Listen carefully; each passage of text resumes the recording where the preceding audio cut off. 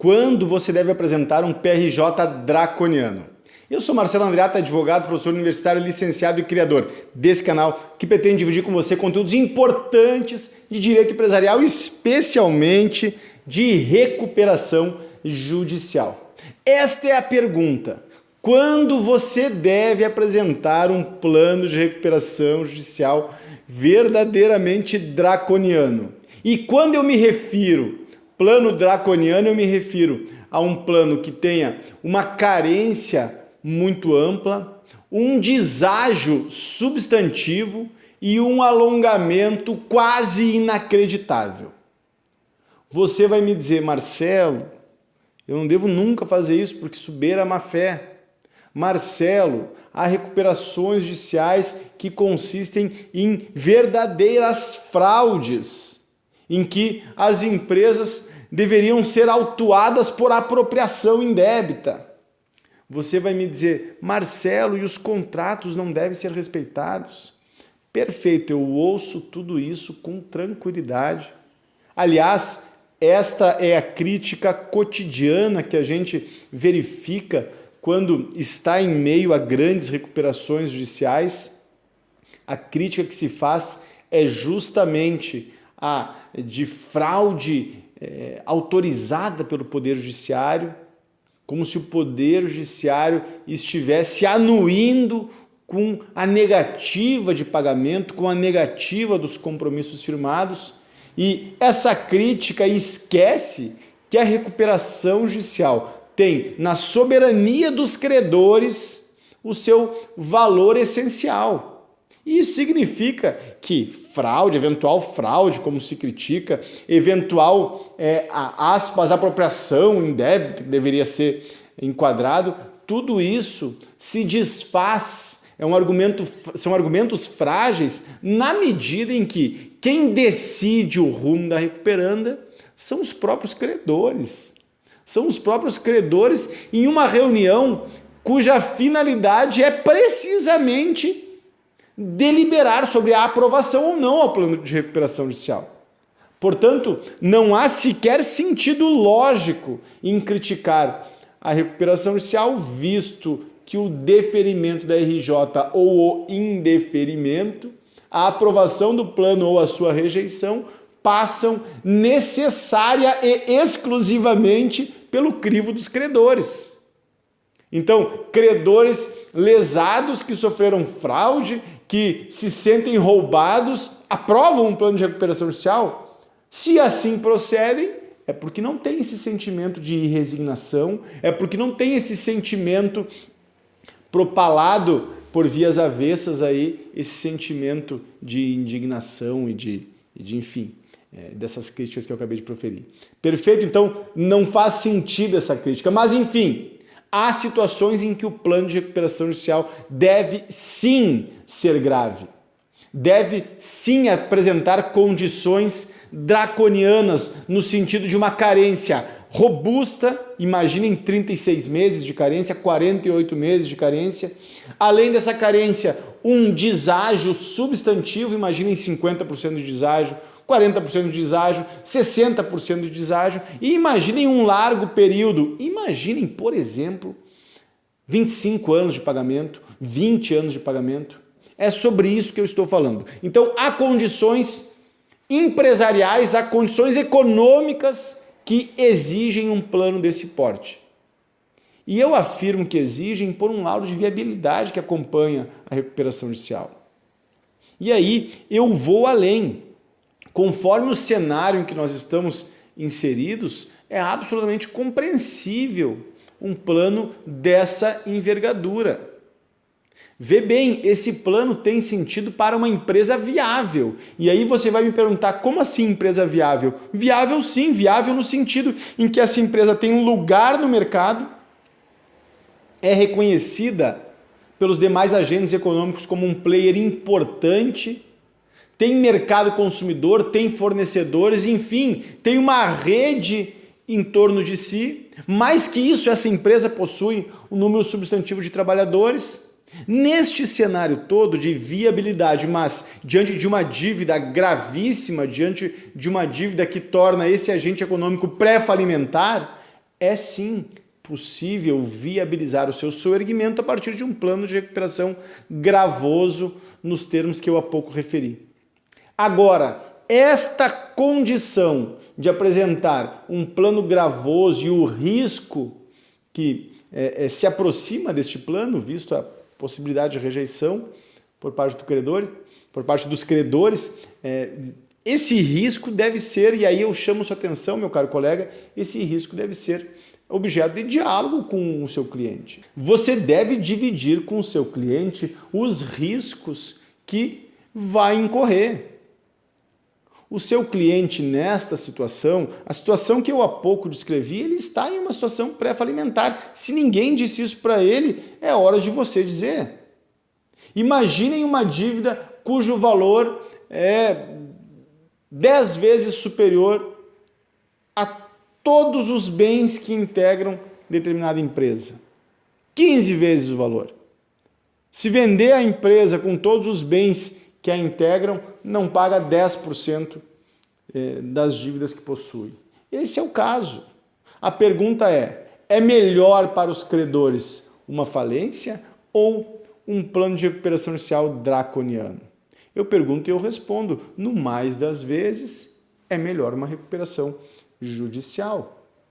Eu tive a oportunidade de acompanhar uma assembleia de credores em que o advogado da recuperanda, sabendo que se tratava de uma condição grave proposta no plano de recuperação judicial, sabendo que as condições de pagamento eram verdadeiramente vergonhosas, por assim dizer, porque envolviam uma carência muito expressiva, envolviam um deságio direto e deságio indireto muito pesado, envolvia também um alongamento expressivo, envolvia tudo isso.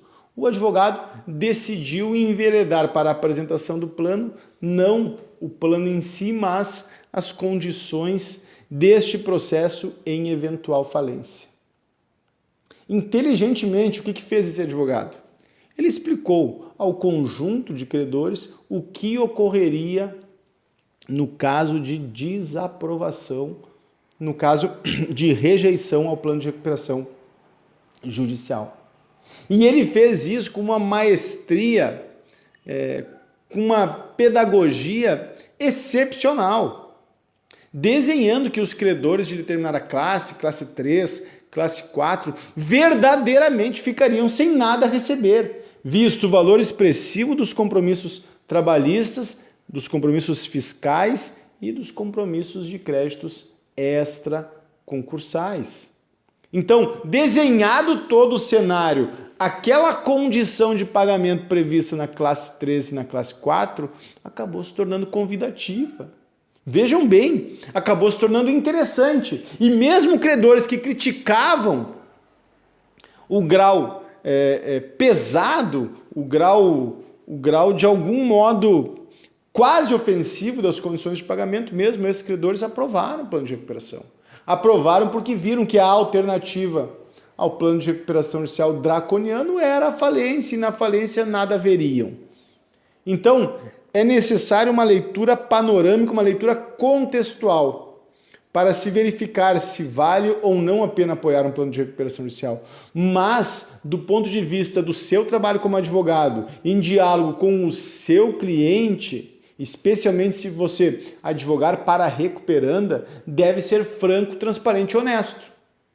Nós iremos para a guerra. Teremos dificuldades de aprovação desse plano, mas deixa eu lhe dizer uma coisa, meu caro cliente, meu caro amigo.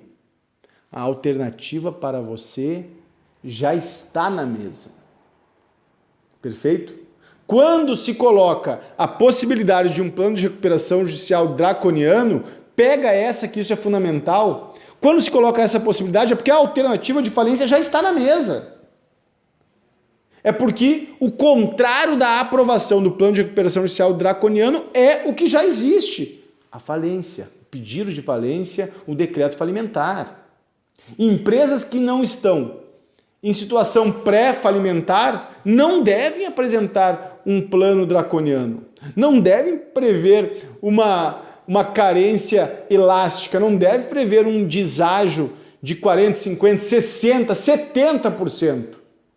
Não pode prever um alongamento de 22, de 25 anos.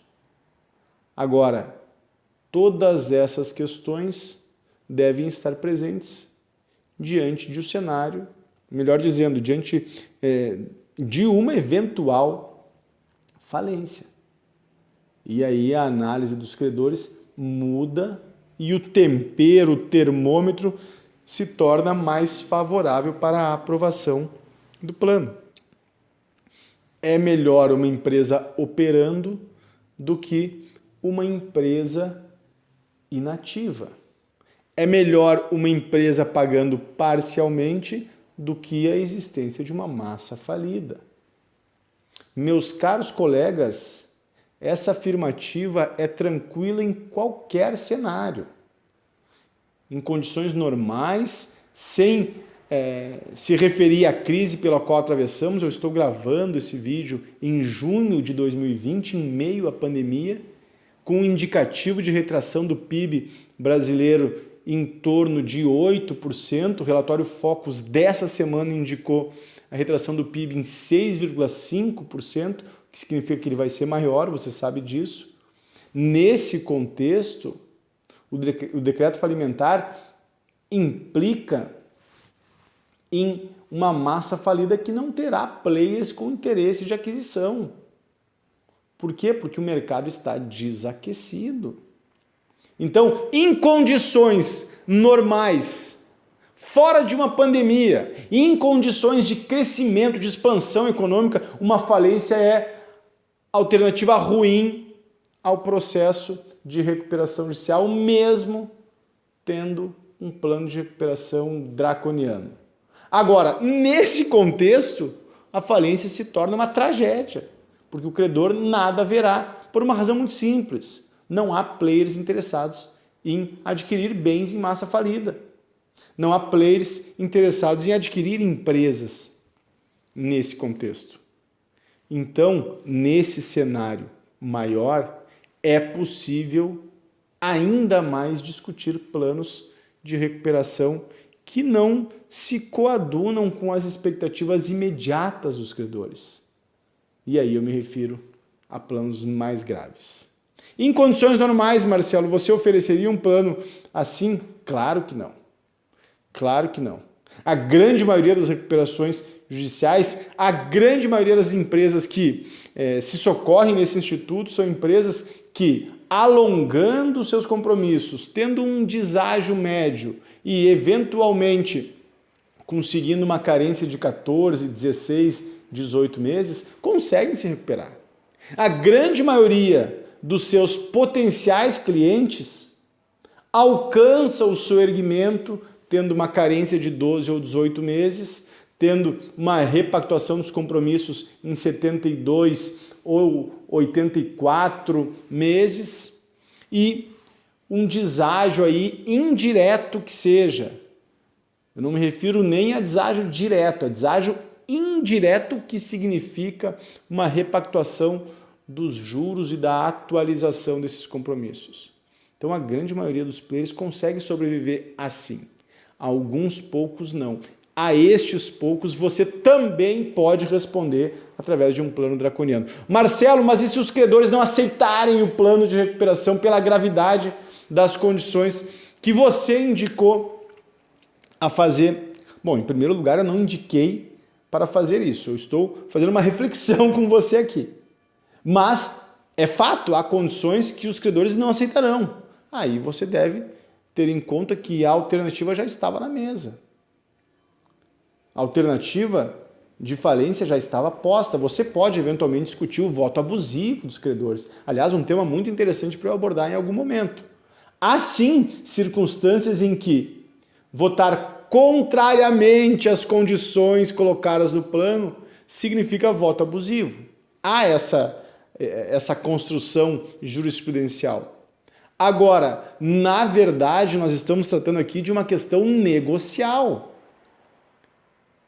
Apresentando ao credor que a alternativa é a falência e sendo isso verdadeiro, o credor tem que ser pouco inteligente para preferir ficar em uma massa falida, eventualmente sem nada a receber, do que receber parcialmente em um plano como nós já referimos. Então, a todas essas variáveis, eu queria aqui apenas chamar a sua atenção para o fato de que há circunstâncias, sim, que autorizam, e eu diria mais, há circunstâncias que exigem um plano grave, nos termos que eu já referi. Deságio robusto, carência pesada e alongamento invejável. Essas condições estando postas, você deve proceder e implementar num plano de recuperação. E aí a discussão com os credores vai abrir os caminhos da solução empresarial, porque o contrário disso já está posto. O contrário disso é o decreto falimentar. Espero que vocês tenham entendido essa ideia. Eu não defendo que se faça frequentemente planos de recuperação draconiano, não é isso. Eu só estou afirmando que há condições excepcionais que exigem medidas excepcionais. E eu, como advogado, não vou afirmar para o meu cliente que ele deve pedir autofalência. Estando nestas condições, eu prefiro fazer um plano draconiano e os credores deliberem sobre este plano. Perfeito? Porque não é a empresa que decide ou não o seu soerguimento. Não é o advogado que vai decidir pela falência. Se querem decidir e levar uma empresa à quebra com a perda de empregos, impostos e atividade econômica, que se façam os credores, que tomem os credores esta grave decisão. Perfeito? Se vocês gostaram desse vídeo, eu peço que vocês curtam, se inscrevam nesse canal se não estiverem ainda inscritos, acompanhem os materiais que nós produzimos no meu canal do Telegram, o link está aqui embaixo, também no Insta e no Face. Tá bem? Também depois de clicar inscrito, clique no sininho para ser atualizado das novidades que nós fizemos constantemente. Grande abraço e estamos juntos.